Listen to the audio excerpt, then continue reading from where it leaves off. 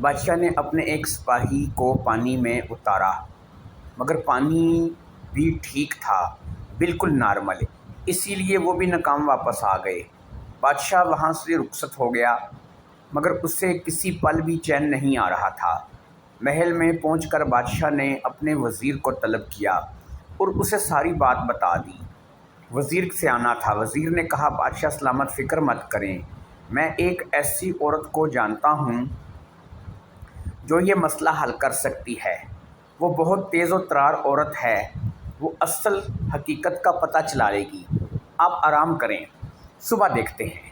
اگلی صبح بادشاہ کے دربار میں ایک عورت کو پیش کیا گیا۔ اس کا نام سائمہ تھا۔ بادشاہ نے سائمہ کو ساری بات بتا دی اور سائمہ سے کہا کہ تم اگر یہ کام کرو تو اچھا ہوگا۔ سائمہ نے کہا، آپ فکر مت کریں، میں سب پتہ کر لوں گی۔ بادشاہ نے کہا، اگر تم نے یہ کام کر دیا تو تمہیں انعام ملے گا اور ناکامی کی شکل میں تمہیں سزا بھی مل سکتی ہے۔ اب جاؤ اور اس لڑکی کا پتہ کراؤ۔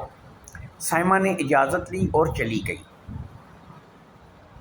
شہزادی کا ڈر کے مارے برا حال تھا، وہ بہت ڈری ہوئی تھی۔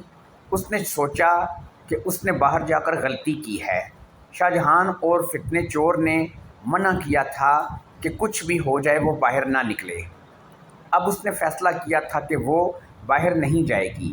اسے پتہ تھا کہ جس کی نیت میں فطور ہوگا وہ پانی کے نیچے نہیں آ سکے گا، اسی لیے یہ جگہ اس کے لیے محفوظ ترین تھی۔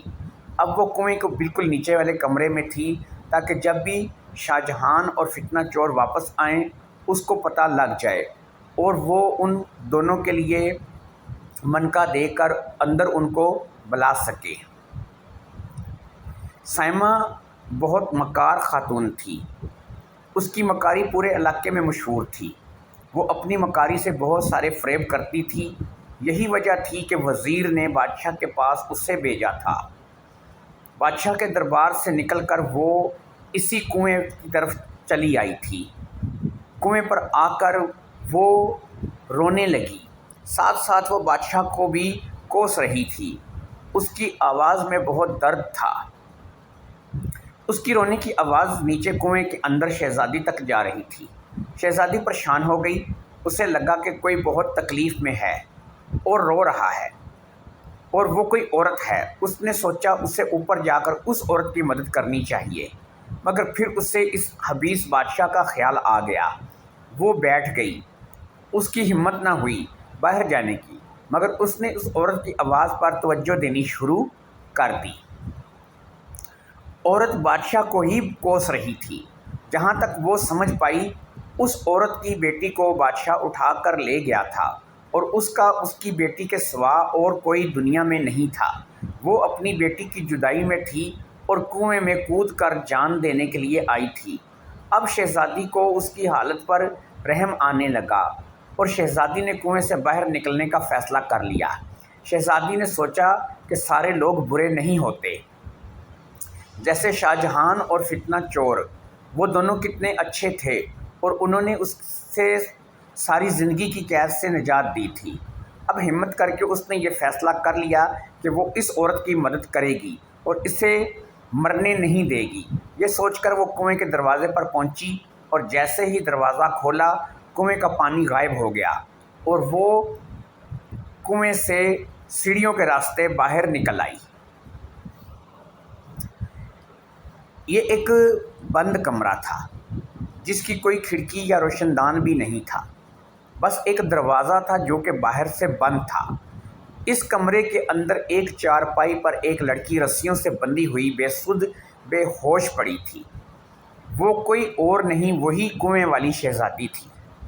وہ بے ہوش بھی تھی اور بندھی ہوئی بھی تھی، اور پھر اسے ہوش آنے لگا۔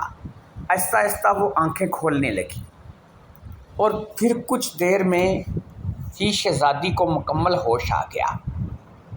اس نے اٹھنے کی کوشش کی مگر بے سود، وہ بندھی ہونے کی وجہ سے حرکت نہ کر پائی۔ اب اسے یاد آنے لگا کہ وہ ایک عورت کی آواز سن کر باہر آئی تھی جو کہ رو رہی تھی۔ اس نے عورت سے اس کے رونے کی وجہ پوچھی تو عورت نے کہا، یہاں کا بادشاہ بہت ظالم ہے، وہ اس عورت جس کا نام سائمہ تھا کہ جوان بچی کو اٹھا کر لے گیا ہے۔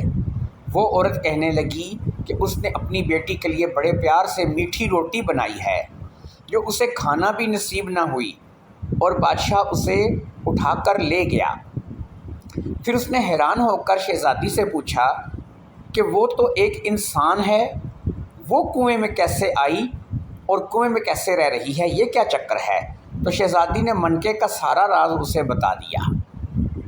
اس کے بعد اس عورت نے شہزادی کو میٹھی روٹی کھانے کو دی اور کہا کہ تم بھی تو میری بیٹی جیسی ہی ہو، یہ روٹی کھا لو۔ شہزادی نے روٹی لی اور کھانے لگی۔ روٹی واقعی مزیدار تھی اور پھر شہزادی ساری روٹی کھا گئی۔